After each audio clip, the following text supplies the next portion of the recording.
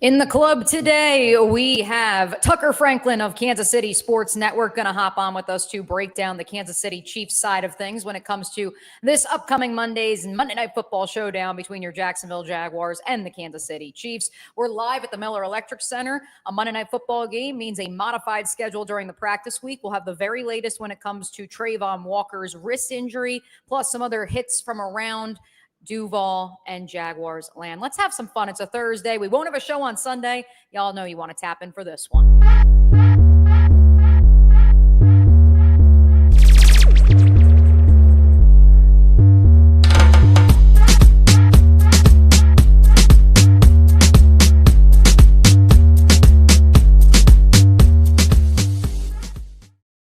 Welcome into a Thursday edition of Club 904. I am your host, Mia O'Brien, live from the Miller Electric Center media room. I think I've now done shows from nearly everywhere in Jacksonville, FLA that I possibly could for this program, between the office at UNF, of course, our friends at Action Sports Jacks, their podcast studio, outside on the patio here at the Miller Electric Center. Yeah, we Cole Thompson out there from the Texans Wire. We're inside today. It's a little breezy, little potential rain in the forecast, and maybe not so little. We're going to get to that throughout the course of today's program as we look ahead to the Jags Week 5 matchup with the Kansas City Chiefs. As always, be sure to check out our friends at the Action Sports Jacks 24/7 channel. That is where we are syndicated, streaming live on YouTube, X, Twitch, the Dot 2 channel, as well as actionnewsjacks.com. Many different ways you can interact with this program if you are among those watching it live. Of course, you can leave a comment at my Twitter at Mia O'Brien TV or at Action Sports Jacks. And for our friends on YouTube, make sure you leave a comment, leave a question. We're going to get to those at the end.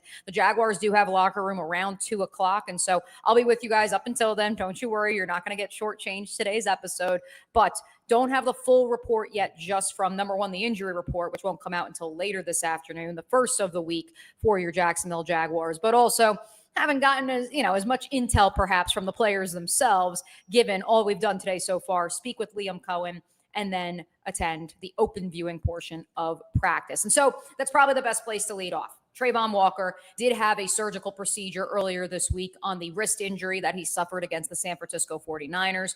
What does it mean? According to Liam Cohen, Trayvon is doing everything in his power to try to play on Monday night against the Chiefs. He said that Trayvon was one of the first people he saw when he walked into the locker room on Monday. He's the type of guy who he's going to do whatever he can for his team. It'll be interesting, though. Speaking with a couple sources here around the building, it certainly sounds like going from week to week on a Wednesday to day, if only in the eyes of a few medical professionals in one day's time.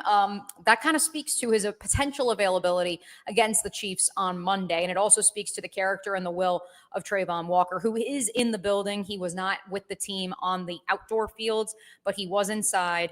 It's going to be interesting because I know so many of you, and especially given the title of this program, Club 904, many of you have made the joke of, oh my goodness, he's the new mascot, because he will be the club if he is to have a club cast on that wrist. But at the same time, this is a player who makes a living off of his power rush move off the edge. Will you be able to get leverage? Will you be able to use your hands? Yes, I know in theory, because it's a club, you can use it as a weapon if you may. But is he actually going to be able to get hands on an offensive lineman, push him past him with this club hand? You may recall Devin Lloyd had the club hand his second season here in Jacksonville, potentially dropped 3 interceptions. I may ask Devin today, as a matter of fact, about in terms of the grip that he was able to have in shedding blocks when you have that club hand on. I know it's something that Chad Muma talked about this summer prior to his departure off to the Indianapolis Colts after he was released. He had the club hand throughout the spring after he had a procedure of his own. And so really interested to see what that will mean for Trayvon, because yes, on the surface level, this is a guy who wants to play and he understands the enormity of this matchup with the Kansas City Chiefs. But is it in the best interest long term? Yes, there's an extra day to rest and prepare because it's Monday Night Football. But don't forget, then you have the Seattle Seahawks around the corner. Then you have to go to London to play the Los Angeles Rams. When Devin Lloyd, which again, I don't want to say that these two wrist injuries are the same, but when Devin Lloyd had the hand injury in 2023, he missed the 2 London games because of the timing of the procedure, but then was able to play with that club hand for the next 3 weeks after missing 2 weeks. I don't know if Trayvon misses those 2 weeks. He may. He may play Monday. At this point in time, probably still too early to tell, but I was told by multiple people he's in good spirits here at the Miller Electric Center, optimistic that he's going to get out there and he's going to play on Monday. We'll see if that comes to fruition. Speaking of Devin Lloyd, he has been named the AFC Defensive Player of the Month for his performance in the month of September. 3 interceptions, has been absolutely everywhere. We did, disclaimer, pre-record today's interview with one Tucker Franklin of Kansas City Sports Network because he had some other, well, first and foremost, his live show is concurring live right now, same time as us. So that's a lot of fun, 12 Central Time. He also had a couple other interviews he had to get taken care of. So we taped with Tucker this morning, and it's going to be, you guys will find this very interesting. I view Nick Bolton as one of the best linebackers in the league. I'm not in Kansas City. Evidently, folks in Kansas City have questions about Bolton's coverage. It doesn't matter what the PFF stats and the ESPN analytics say. They've got questions about what happens when he drops back in coverage because they are all collectively holding their breath, as Tucker is going to explain in just a little bit. Who does that sound like? Kind of sounds like Devin Lloyd, doesn't it? And when I brought that up to Tucker, Tucker says, well, I wish that Nick Bolton had the 3 interceptions that Devin Lloyd has, and I wish that he was playing like his hair is on fire, like Devin Lloyd has through 4 weeks of the NFL season. It's a testament to Anthony Campanelli. It's a testament to Tem Lakabu, his linebackers coach, who I spoke with him in the other room just down there here at the Miller Electric Center back in June. And I said, Devin is one of the greatest people in this locker room, but I worry sometimes his head is in a beehive. And Tem said, the type of guy, you just got to tell him what to do, keep it simple, and he'll do it. And it appears that is what Anthony Campanelli and his staff are doing so far. I'll have more from today's practice and availabilities at the Mobile NFL Notebook. If you are not subscribed already to my Patreon channel, make sure you do. Again, it's the O'Brien NFL Notebook. Link is on my page. We're going to have the link. You see subscribed right down there. It's rolling right below you. And make sure you're on the action. Standard Scoopers, $5 a month. Friends of the pod, which means you get access to a live Q&A. You actually get to interact, video chat with yours truly. That is $10 a month. And we do have a free 7-day trial currently ongoing. Wanted to hit a couple of quick hitters before we hear from Tucker Franklin of Kansas City Sports Network. Let's start with this one, folks. I was equally as surprised as you guys when I saw from our friend Kay Adams. Of course, Matt Hamilton, her executive producer, has been a guest on this podcast before, of Up and Adams' acclaim on the FanDuel Sports Network. The Jaguars, well, you look at that. Trailing only the Bills, the Chiefs, the Ravens, the Chargers, and the Colts on FanDuel right now for the best odds to win the AFC. And I know there's some of you out there saying, Mia, I cannot believe that you're stroking the fire. It is way too early to be talking about AFC championship titles. But hey, it's kind of like we said in 2022. All you want is to see, come December, in the hunt, on that in the hunt graphic, to see the Jaguars are in the hunt. And I know it's not December, it's September, or actually it's October, even better. We're inching closer and closer to the greatest time of the year, although October is probably the best month of the year. And there are your Jaguars in the hunt, if only through 4 weeks of the season, for an AFC title. Of course, that's our friends at FanDuel, my friends over at ESPN Bet. Also have the Jaguars on the board at plus 1,500. They do have the Denver Broncos with better odds than the Jaguars, in addition to those other 5 teams, to win the AFC title. And so it's going to be interesting to see what happens. Hard Rock also has, I'd be remiss if I didn't mention, Hard Rock has the Jaguars at plus 1,750. DraftKings has the Jaguars at plus 2,200. And I know for many of you out there, that sounds pretty appetizing if you believe what you are seeing is real through 4 weeks of the NFL season. Of course, we're still engaging with you guys, even though, yes, Tucker's interview you're going to hear here in just a little bit is taped. Don't worry, going to do some live Q&A now, some more live Q&A at the end of the show. Also going to hit a couple other notes from around Jaguars land that I really wanted to hit on. Let's see who we got in the club today. All right, Terchan, great first time listener, great info. Appreciate you hopping in with us. I noticed a big third down pass to Brenton Strange at the end of the game to set up the game-winning field goal. Going to Strange on third down has been a pretty consistent thing I've noticed across all the games. Has Cohen commented about his play during press conferences? Great question, and welcome to the club. Appreciate you hopping in with us on a lovely Thursday. I tried to ask after the Texans game. I tried to pry a little bit when Liam Cohen was at the podium, because some media folks who were on the ground, as in on the field level, for the Texans game told me that on that final drive, Brenton Strange was a little bit less than enthused with his usage and his target share. Not like in those big fancy terms, more so he was like, I'm the one person who's not dropping the ball, get me the ball. And I don't blame him because he is the one person not dropping the football. And so they should get him the ball more. So to your point, I have tried to get an evaluation. I think the fact that Hunter Long and my friend Jordan Rodriguez brought this up on NFL Daily yesterday, the fact that Hunter Long is the Jaguars' leading receiver in the end zone when it comes to that all-important touchdown statistic. I may be the only person who knew that Hunter Long would be a solid addition to the Jaguars after I once upon a time projected that he would be a draft pick in the 2021 NFL draft. But most of us are like, no, this makes no sense because if anything, you would expect Brenton Strange, because he's been that safety valve on third down, to be leading the Jaguars in touchdown receptions. Instead, it's Long. I think that you'll see a concerted effort to continue to work him into the offensive game plan. And of course, the same goes for Travis Hunter. We asked Liam Cohen this morning in terms of his usage on defense, where he played just 9 snaps last week. By the sounds of it, the defensive staff for the Jaguars thought that the Niners would focus on, as they do so often, time of possession, run the ball, milk the clock, long drives. And while Travis Hunter has looked very capable in run defense, ultimately they wanted to give Buster Brown some run. They wanted to see some other players in those positions. And certainly there's something to be said, and from the folks who were in the locker room after the game, the belief of maybe they sat Travis Hunter down a little bit, possibly. And so that's going to be something that, again, we said it off the top of the season, and I believe it still holds true. It's going to be week to week, depending on the team you are facing, where you see Travis Hunter's usage. I do not think the same should be said for Brenton Strange. I think he should consistently be a focal point in this offense because he's the one person who's pretty much catching the ball all the time. All right, who else we got in the club? Touchdown Brown, Logan Say, can't wait to see y'all at the bank on Monday. Let's go. Duval T87, great to see you hanging out in the club. Cedric, appreciate you as well. This one's from Daniel. We'll hit this and then we'll take our first break and then we'll come back with Tucker Franklin. Do you think we'll play mostly nickel and dime like we did against Carolina? I think that is a question for Tucker Franklin that we're going to get to here in just a second, because as Daniel Griffiths told us in Tuesday's episode, the Jaguars have trotted out the most light boxes of any defense in the National Football League through weeks of the NFL season.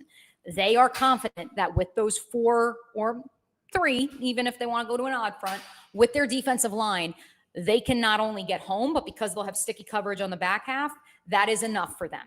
And maybe a safety blitz here and there, but again, a light box. They are not trying to bring pressure from that second level as often as perhaps many people believe from that linebacking core. They're not trying to go heavy personnel either.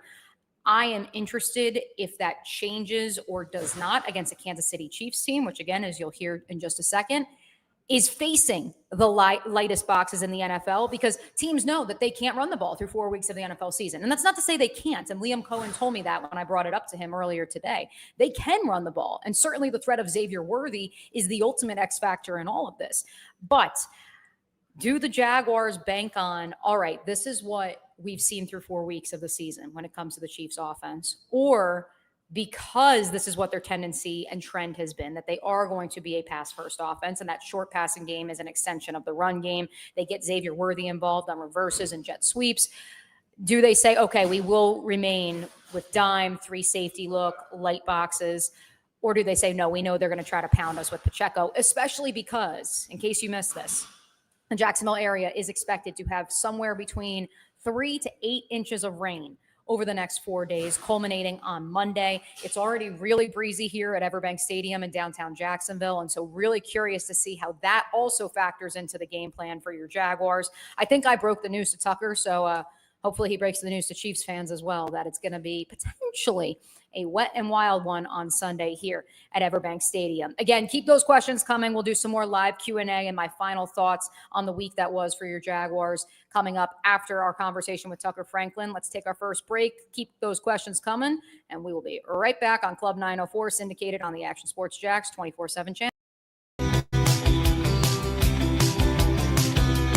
Welcome inside the Armor Guard exterior and gutter helmet showroom. There's a lot going on, like glass exteriors, replacement windows, and down there we have the retractable screens and awnings, plus hurricane protection. Let's talk more about those gutters, and to do that we bring in Kevin. He's the owner, he's the expert. Why gutter helmet? Well, gutter helmet's truly the only maintenance-free product. It lets the trash and debris go on the ground, the water wraps around and goes inside. Unlike filters, they sit on top of the gutters, and the trash and debris build up on top of filters, which requires maintenance. With gutter helmet, we're going to keep you off the ladder, the most dangerous thing in your garage. With gutter helmet, you'll never clean your gutters again. So get off the ladder and put on the helmet. Gutter helmet. Get a free estimate at gutterhelmetofnorthflorida.com. You can also call 904-762-7779 or visit the showroom on St. John's Bluff Road in Jacksonville.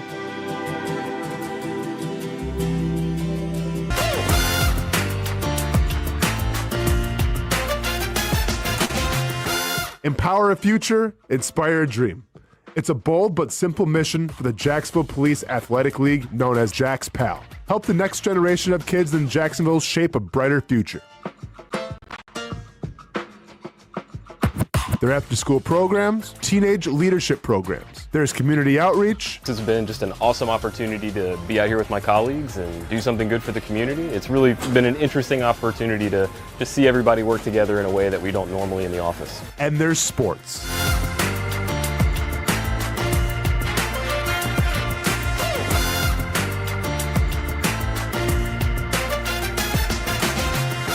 There are also ways you can help the next generation with a donation of any kind. Just visit jaxpal.org to get more information. Empower a future, inspire a dream with Jax PAL. I've been telling you about CGC Water Treatment and Plumbing for a long time now. Their drinking water systems remove up to 99% of contaminants. We've had a Connecticut water softener and drinking water system in our home for more than 7 years. You can see the difference whether you're washing clothes, the dishes, or what I like to do most, fill this up for some coffee every morning, and mostly all day. Remember, if you're not filtering your water, you are the filter. Don't be the filter. Right now, you can get a free Connecticut reverse osmosis system with a purchase of a Connecticut Premier Softener. The experts at CGC Water Treatment and Plumbing will test your water for free and determine your water score. Don't know your water score? CGC will find out and recommend the appropriate Connecticut water treatment solutions so you can improve it. Call 904-552-1242 or visit cgcwater.com. Ask about our 90-day love it or leave it guarantee. CGC Water Treatment and Plumbing, an authorized independent Connecticut dealer. Florida license number CFC 1432579. There's a saying in sports, you can't win them all, but you can win a lot with good folks on your team. Like that one painter, First Coast. It's tough to beat the sun in Florida, so your home fades. It's tough to beat that HOA when they come calling. Beat the sun, beat the HOA with that one painter, First Coast. And it's a good thing to do it. Less rain to work around, and painting in mild temperatures is perfect. After the paint bonds to the surface, so much better. Give that one painter First Coast a call at 944173557 or look them up at first-coast.thatonepainter.com. Fast estimate, guidance on color and HO requirements, and the highest quality job you'll find anywhere. Be a big winner in your neighborhood with that one painter First Coast on your team.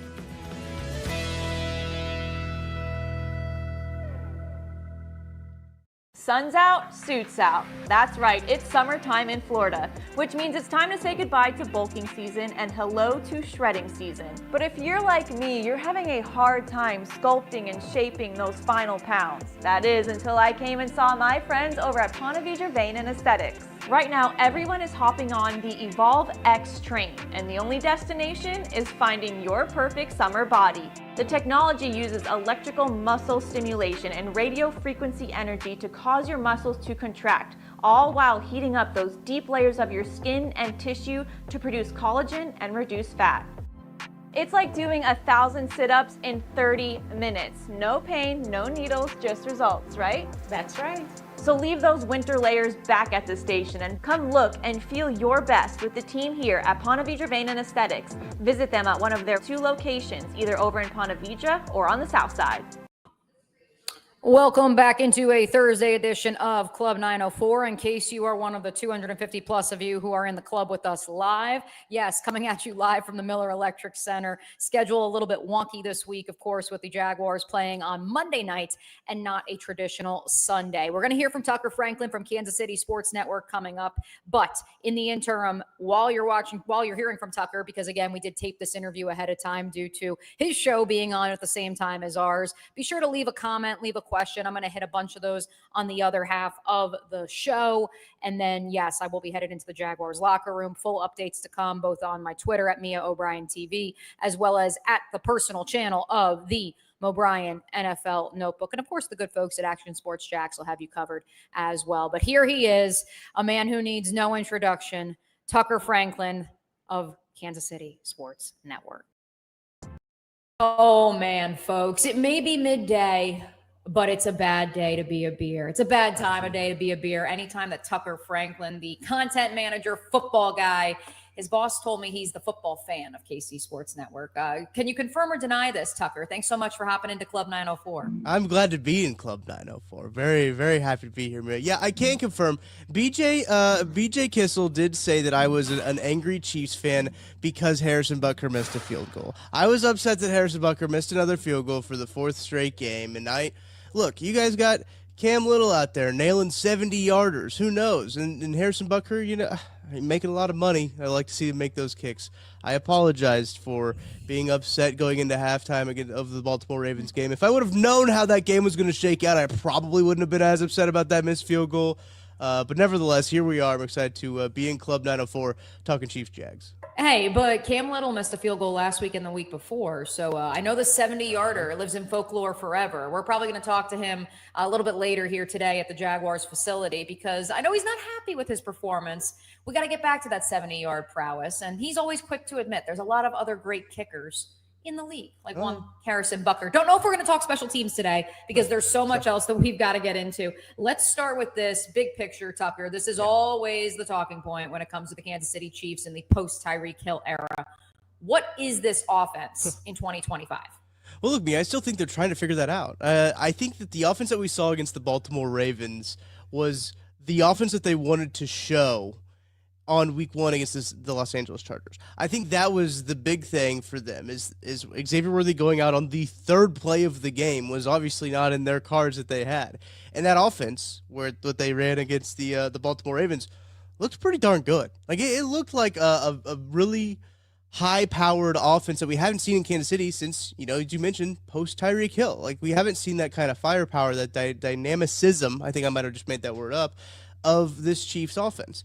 And what we have with Xavier Worthy being back on there is on the field, it just opens so much more up for the Kansas City Chiefs. He led the team in rushing and receiving, Mia, and against the Baltimore Ravens. So that just shows you how much they really do want to use him and how much of a vital piece he was to this offense. Not to mention they don't have Rashee Rice until week 7 against the Las Vegas Raiders. So it's going to be a work in progress up until that week 7 point, which I think is so, number one, wildly fascinating that we get to see this all happen. I know Patrick Mahomes took a lot of flack for not having the numbers that he was used to having, but he didn't have his top 2 wide receivers in the Chargers game and then even the game up against the Eagles. And Chiefs are able to hang around. I know the sentiment around the building is just got to survive until Rashee Rice gets back. Just have to survive until Rashee Rice gets back. Keep our head above water. Let's be 500. Because this is the toughest part of their schedule. This part up until week 7, toughest part of their schedule. It lightens up after their bye week in week 9. So if they can be 500 around it or even above it, they feel like they're in a really good spot to make them for the division playoffs, etc. But this offense right now, as you mentioned, I think they're still trying to find that identity. Xavier Worthy being back certainly helps them find it. It's interesting because here at the facility where we are today for Club 904, some of the reporters were just noting how the Jaguars have an absolute gauntlet between the Chiefs, the Seahawks, the Rams before they hit their bye. Then it lightens up a little bit with the Raiders right out of the break, and then the Texans and Cardinals. But obviously we don't know what those 2 outfits will be at that point. So interesting that these 2 teams even though, especially with the news for Trayvon Walker and his availability still in question, and knowing no Rashee Rice for the Chiefs, both these teams find themselves in the most difficult part of their schedule and down stars. So that is definitely a little matchup that I want to note. I actually wrote 15 down as my second question for you, one Patrick Mahomes. Yeah. But since you brought up Worthy, he is a bullet point all unto himself. The run game, I'm going to couple with that question, though, because the run game, I think, is interesting. Pete Prisco, our friend from CBS Sports, said he thinks that Brashard Smith should emerge as the number one running back for this Chiefs operation. But when you have Xavier Worthy doing peak Deebo Samuel type things, I mean, how do you evaluate this run game knowing that with Worthy back, you have a safety valve, even if he's kind of a gadget player? I think that, I think there's been a negative connotation around gadget player in recent years, and that's not necessarily, like, because Deebo Samuel, his peak Deebo Samuel, he was a gadget player, like, right? Yeah. Like, that's not a bad thing to call somebody a gadget player. And I know that some people sometimes online, when you call Xavier Worthy a gadget player, they get defensive about it. They shouldn't, because, like, he's a guy that in a role and in these schemes, he can really benefit from, and he can really thrive in these things. I mean, circa 2019, Tucker, everyone wanted a Deebo Samuel. Everyone wanted this Swiss Army knife. So the fact that the Chiefs have one, I mean, Taylor Swift obviously approves, but when he's also a downfield vertical threat with the speed of unlike few in the league, I mean, that's as much of an X factor as there is for this offense. Would you say then that, like, he is the X factor at this point in time? 100%, he has to be. His ability, and I know a lot of people see, like, he ran the fastest 40 ever recorded at the Combine. People see that. That's a flashy number.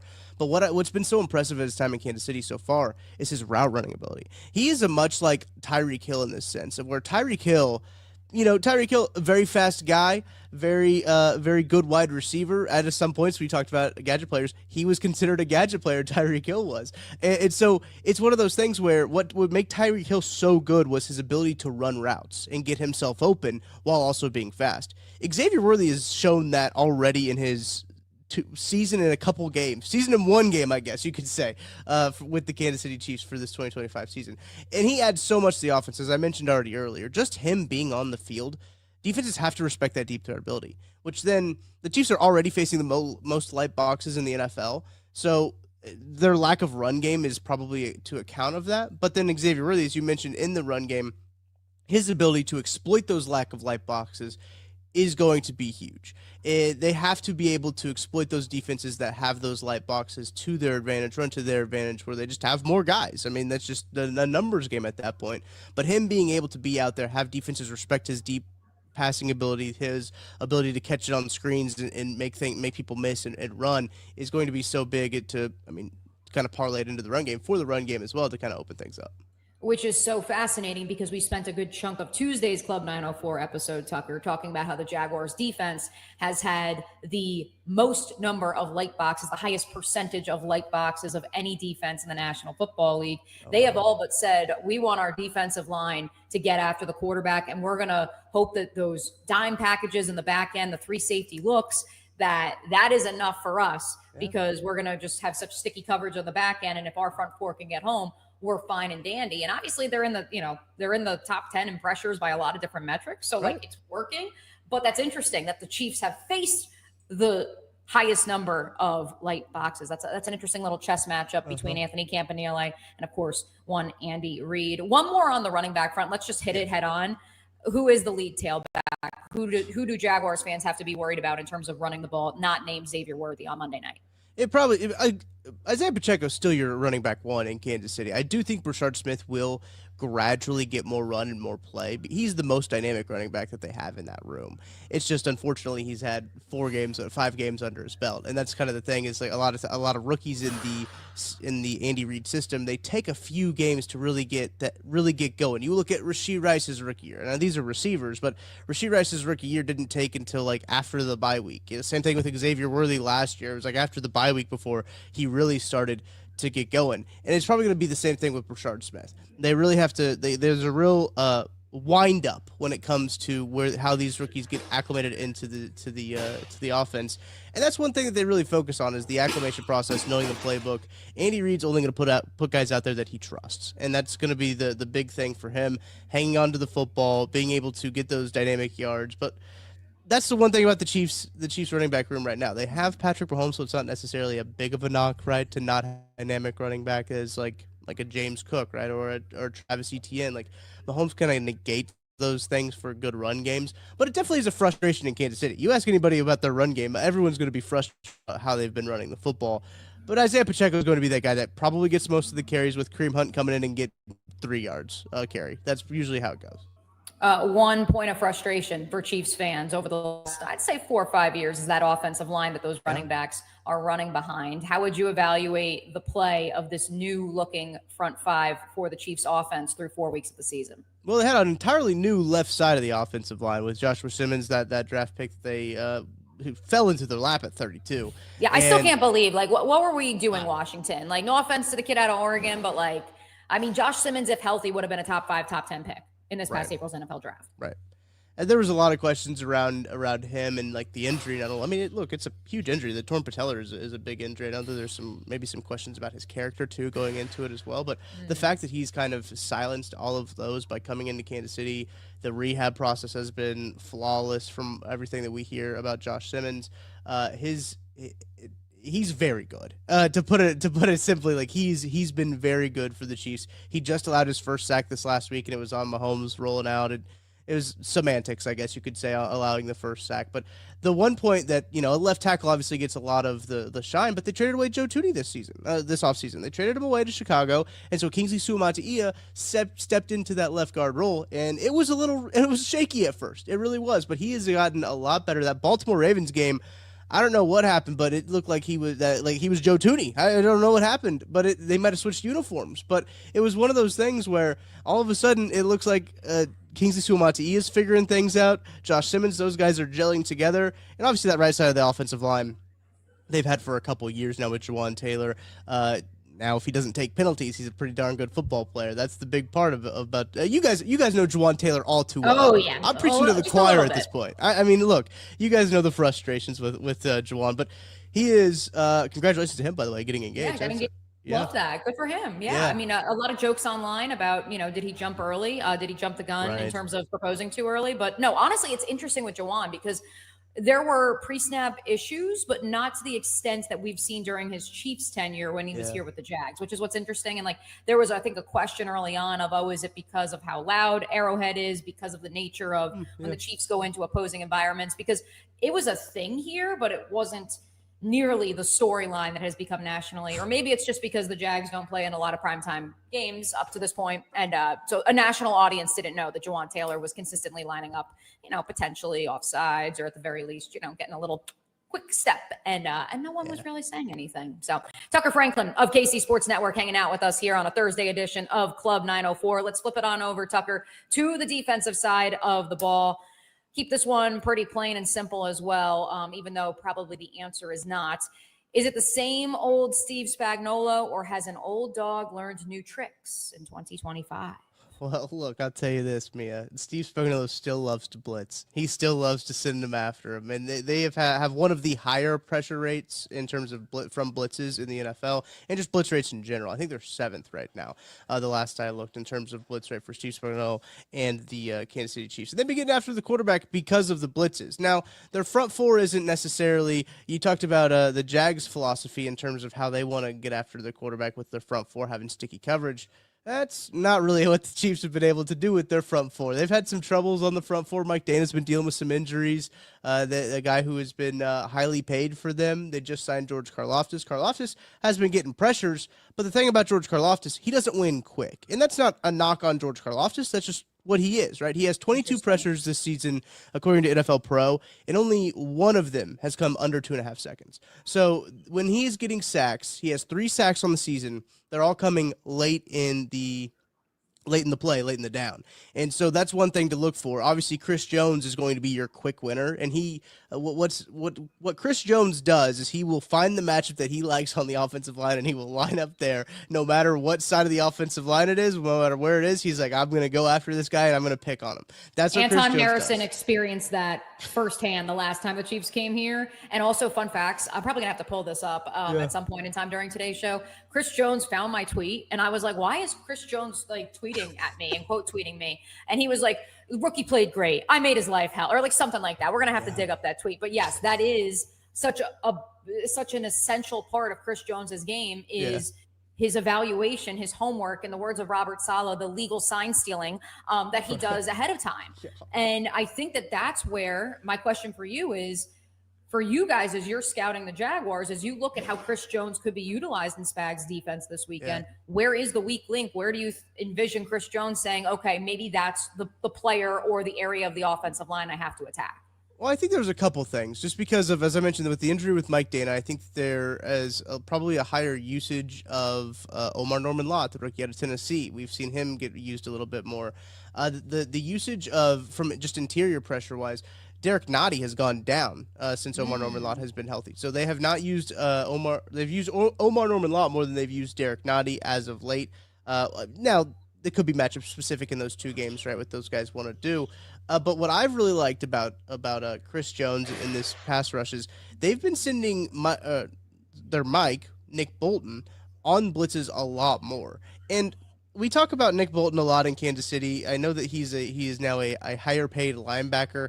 He might be the most popular. You might poll 50 people in Kansas City, you might get a 25-25 split, Mia, on where Nick Bolton is, because he is the most polarizing player in Kansas City. Yeah, he is a very polarizing player. The stats say that he's like he made his player on the team. Right. Here's the thing. His pass coverage is less than desirable. There's all pass play that you're seeing going across the middle, and Nick Bolton's chasing. So to negate that, what it seems like what Spagnuolo's done is just said, "Hey Nick, you know what? Just go after the quarterback. Just go ahead and blitz." And honestly, though, you know who that sounds like? You know who that sounds like? Devin Lloyd. Sounds a lot like Devin Lloyd, because if you ask a lot of folks who are listening right now to Club 904, they would tell you they get as nervous as heck when they see number 0 or his previous number dropping back in coverage, and they say, oh no, here we go. But if you see him doing what he did at Utah, which is quite simply see ball, go get ball, then you're like, oh my God, he could be a top 5 player at the position in the sport, which I think Nick Bolton is, which is why that's interesting that Chiefs fans maybe don't feel that way. He's a very Nick Bolton's a very like 90s middle linebacker, right? Where he's really good against the run. He's really good stopping the run, blitzing, and just being a smart football player. That's what they really like about Steve Spagnuolo. Loves that about Nick Bolton, is he knows the defense so well. He sees him as another coach on the field, and that's why they paid him all the money that they do, because they can run their defense through Nick Bolton, and he knows where everyone's supposed to be, where they're lined up. They love that regard at Nick Bolton.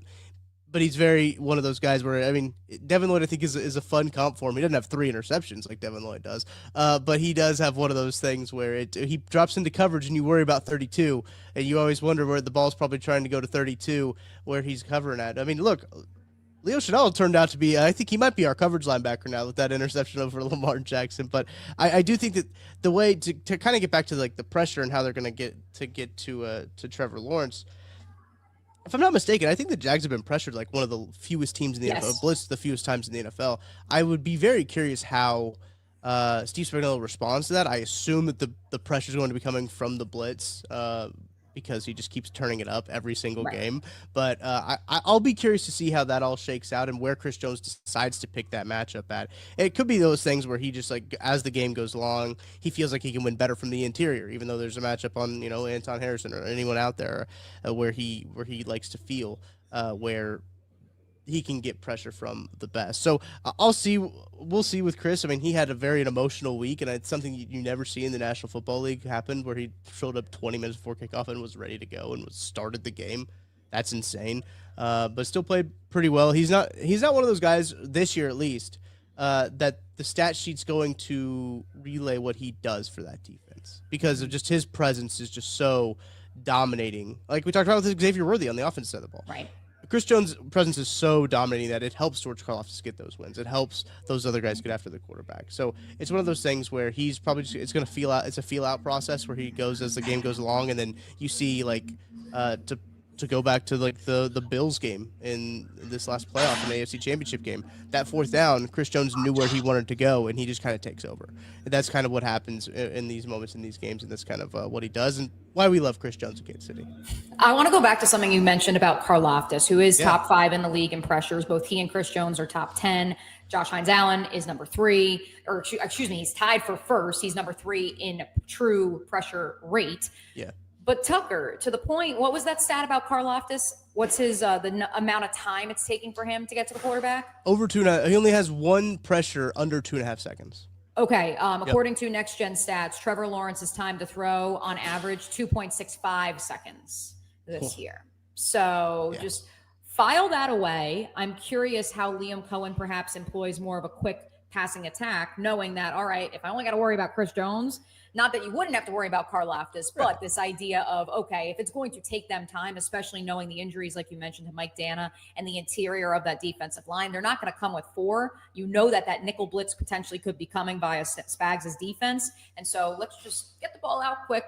Let's try to put together some nice 8, 10, 11 play drives and hope that Trevor Lawrence doesn't have some brain farts, as I like to call them. And I want to somehow get that stat on Next Gen Stats or PFF. Like, someone please, trademark it, add it, because I'm sure that's something, as you guys are analyzing this matchup, I'm sure it's something that's come up a time or two. Yeah, it does seem like he just, with Trevor Lawrence, he just he just loves danger, is what it seems like. It's just like a short circuit. It's just like, you know what? Like, I'm feeling dangerous, or it's just like, oh, my brain just kind of short circuited and I go down in bounds, but it's like with 2 feet before the sideline. Yeah, he's like, every time I watch Trevor Lawrence, it's like, what if I did this? It's like he thinks like, what if I did this? This could be fun. Why not? And sometimes it is. Sometimes it's not. A lot of times it's not, actually. But a lot of times it's not. But that's what there's always a couple of plays a game I'm just like watching it. I was just watching back, actually, the Jags-Niners game and the condensed replay. And there's always a couple of times where I just like look and I'm like, huh, okay. All right.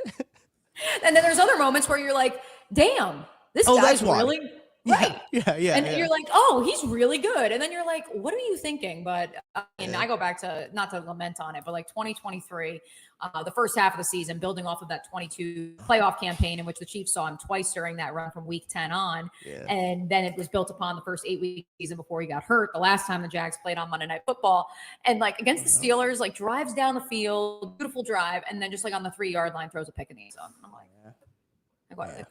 what do we? So anyways, that is obviously a storyline whenever it comes to the Jags of, hey, control the controllables. That's something Liam Cohen has really been preaching so far this year. One more for you, Tucker, before we get you on out of here, because I know you've got a lot to do. We've got a lot to do here. This is from, I believe, your sometimes colleague at KC Sports Network, Matt Verderame from Sports Illustrated. Oh, yeah. The Chiefs have a 34-game win streak dating back to week 6 of 2019 when they win the turnover battle. The Jaguars obviously lead the NFL in turnovers with 13 this season. Can the Chiefs win the turnover battle, especially if the windy, wet conditions we are anticipating in Florida Monday night come to fruition? That's going to be a big thing, right? What I have really been impressed by this Jaguars defense, I don't know how sustainable it is, but their ability to force fumbles and get takeaways, like that is so impressive every time I watch, and their ability to keep themselves in games because they're doing that has been really impressive for me. The sustainability of it, I don't know. That's not for me to discuss and for me to break down. The sustainability of getting, 14 turnovers in the first 13 through 4 games, so 3, 3, 3, and 4. Okay, so yeah, that's a lot. It's insane. Turnovers. Yeah, it is insane. But the Chiefs, they don't lose, as you mentioned, when they win the turnover battle. I think one of the games they lost, actually, ironically, was against the Chargers. At the beginning of the year, I think Verderame and I talked about it on the podcast. But it's one of those things where it's going to be one of the talking points for the whole week that feels like a cliche, right, Mia? I feel every time I go to talk about it, I was like, well, this is just such a cliche. You got to take care of the football, and you'll probably win. Water is wet. Yeah, and it's one of those things where I did a whole 5-minute segment for our game preview episode about taking care of the football. And the whole time I was like, I sound like a 90s football coach the whole time. They're just talking about you got to take care of the football. But that's just, honestly, sometimes that's all it is. How can you take care of the football and can you score more points than the other team? That's really what it comes down to. And they just have to break it down. And they've been pretty secure with the football this year. I think Mahomes might have an interception or two. I can't remember off the top of my head, but they've been good. Their defense, they got 2 interceptions against the Giants, where Russell Wilson was just throwing YOLO balls the whole time. So that also helped out. But I do think that this is a defense. The Chiefs defense doesn't get a ton of takeaways. The Chiefs offense doesn't turn the ball over a whole lot. So it's a lot of, they take advantage of the unforced errors other teams give them. right? So that is an advantageous football team. They do have to take care of the football. Like, that has to be the main point of emphasis, I think, heading into this game, and probably is. If I had to guess at One Arrowhead Drive, that's probably what they're drilling the whole week. I had someone here at the Miller Electric Center say to me that when the Chiefs came for the preseason last year, reinforced what he saw in 23, which is there is no operation in the NFL that controls every single aspect of the game day operation down to a science, quite like the Chiefs. And so that it's reiterated and reinforced through how they control the controllables when it comes to protecting the football, not turning it over. So interesting to hear both of those two things play out. I'm just curious, Tucker, before we send you out, like, what is the vibe in Kansas City about the Jags? Like, are people nervous, or are they like, whatever, it's the Jags. We've beaten them every year since 2009. That's a very good question. I don't think that there's a lot of people generally concerned about the Jags. I think people look at the Jags record, they see 3-1, but then it's a little bit of, to use a phrase that I've heard be thrown around, a little bit of fool's gold when it comes to the Jags. I heard smoke and mirrors in the other room earlier today. Oh, so interesting. maybe that's part of it. Maybe I'll mix that one in too. But a little bit of fool's gold when you look at like who they've played, the results of the games, go back and actually watch the games, not just box score watch. And I think that Chiefs fans feel good, especially coming off that Ravens win. That Ravens win, they haven't won a football game like that in a long time, Mia. Probably against the Bears. The Taylor Swift game is what we call it in Kansas City, when she showed up in Kansas City in the box. And they haven't beaten a good team like the Baltimore Ravens are anticipated to be since like the Bucks in 2022, maybe, after they lost to the Colts and then they played the Bucks on Sunday Night Football. So it's been a minute since the Chiefs have handled business like that. And I think the confidence, just in the team in general, not necessarily about the Jaguars, but I know people make fun of how I say Jaguars too. It's okay. It's a Midwest constant thing, I think.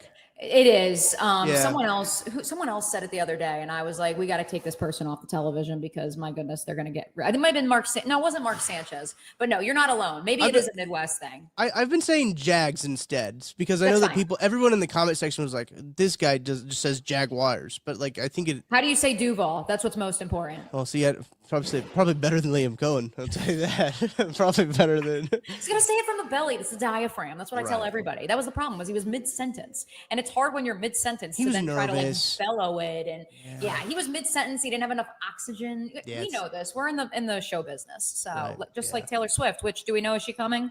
Have we heard any boots on? I mean, the album comes out on Friday. Yeah, it's a big day here in Kansas City. I'm going to see Chaperone also on Friday too. So like that's very nice. Huge. My fiance is very jealous. He's all in on the Pink Pony Club these days. It's awesome. It's going to be so hot though too. It's just going to be brutal. But very excited for Friday. Big Friday in Kansas City, with it being also Red Friday as well, with how the Chiefs roll things out. But yeah, no word on Taylor Swift. She's kept it kind of low key a little bit this year. It's been a little bit more low key. I think she's been at the games, but it hasn't been as outward with what she's been doing. She's sitting further back in the box, some safety precautions that they've been taking recently with everything. Oh, interesting. So I think that there's a little bit more of a concern for her safety than they have as of recent.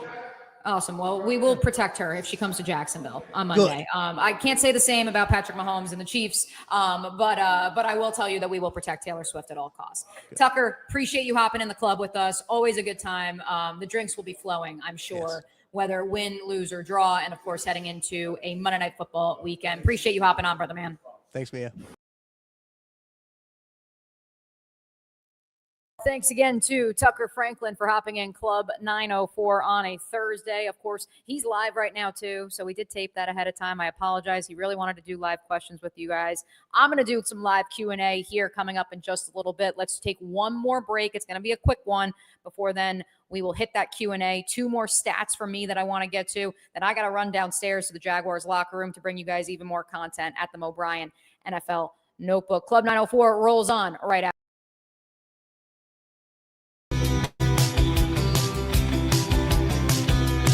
Welcome inside the Armor Guard exterior and gutter helmet showroom. There's a lot going on, like glass exteriors, replacement windows, and down there we have the retractable screens and awnings, plus hurricane protection.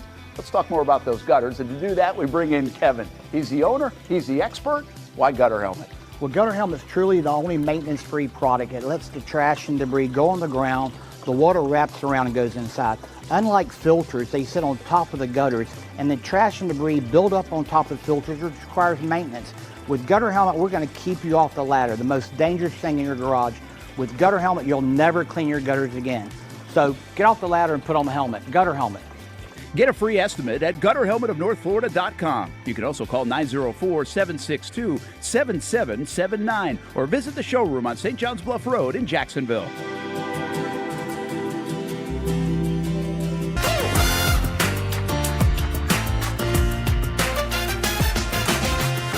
Empower a future, inspire a dream. It's a bold but simple mission for the Jacksonville Police Athletic League known as Jax PAL. Help the next generation of kids in Jacksonville shape a brighter future. Their after-school programs, leadership programs. There's community outreach. This has been just an awesome opportunity to be out here with my colleagues, do something good for the community. It's really been an interesting opportunity to just see everybody work together in a way that we don't normally in the office. And there's sports.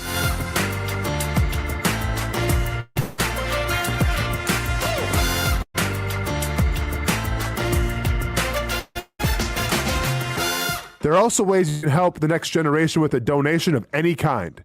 Just visit jaxpal.org to get more information. Empower a future, inspire a dream with Jax PAL. I've been telling you about CGC Water Treatment and Plumbing for a long time now. Their drinking water systems remove up to 99% of contaminants. We've had a Connecticut water softener and drinking water system in our home for more than 7 years. You can see the difference whether you're washing clothes, the dishes, or what I like to do most, fill this up for some coffee every morning and mostly all day. Remember, if you're not filtering your water, you are the filter. Don't be the filter. Right now, you can get a free Connecticut reverse osmosis system with a purchase of a Connecticut Premier Softener. The experts at CGC Water Treatment and Plumbing will test your water for free and determine your water score. Don't know your water score? CGC will find out and recommend the appropriate Connecticut water treatment solutions so you can improve it. Call 904-552-1242 or visit cgcwater.com. Ask about our 90-day love it or leave it guarantee. CGC Water Treatment and Plumbing, an authorized independent Connecticut dealer. Florida license number CFC 1432579.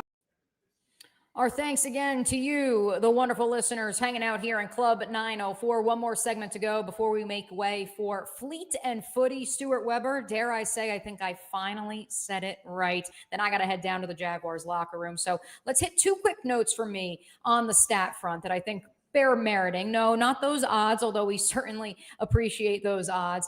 I want to get to this one, courtesy of our friend Daniel Griffiths, who, of course, joined us on the show on Tuesday's episode.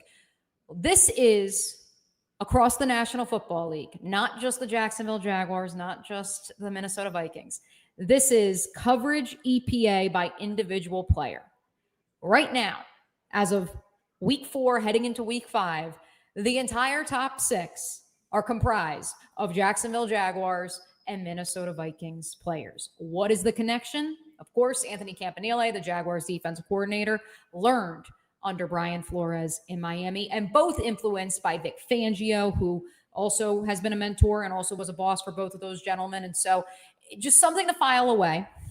If nothing else, it's a win for the Sean McVay defensive tree, if you may, and some of the different descendants that have come through it or been partnered with it. And, maybe Bob Salad, a.k.a. Robert Saleh, is not too happy about it. One more stat I want you guys to take away from today's program. This one I tweeted out yesterday. This is average depth of target, a.k.a. A-dot charted accuracy. Let me drop the banner, although I do want to remind you to subscribe to the O'Brien NFL Notebook.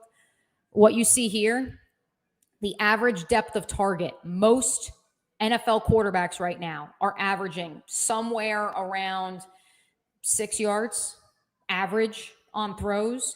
For everyone who is lamenting this idea of, oh my goodness, no one wants to throw the deep ball, no one wants to actually push the ball downfield, Trevor Lawrence right now is hovering a little shy of 7 yards, just shy of Jared Goff and Baker Mayfield's average for the season in terms of ADOT. The players ahead of them, Matthew Stafford, Sam Darnold, Dak Prescott, although his accuracy is pretty darn good too. So good for Dak.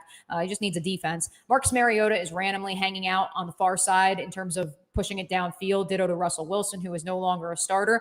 Point is, most quarterbacks are not pushing it downfield. Most offenses are not taking deep shots through 4 weeks of the season. This is not just a Jacksonville problem. It is a problem throughout the National Football League. Let's get to a couple of questions before we get on out of here. Saw one asking my thoughts on whether Trayvon Walker will play or not on Monday night. Going to go down to the locker room here in about 30 seconds after I get off the horn with you guys. Maybe we'll have a better estimate there. All the more reason to subscribe to the Mo Bryan NFL Notebook, and I'll be giving you guys updates after I leave the locker room. Brian brought up some great points regarding time of possession, especially if the weather is as daunting as it's expected to be in Jacksonville on Monday night with the rain. He also noted, which is a great shout from Brian on the YouTube chat, that the Jaguars have run more offensive plays than anyone else in the National Football League.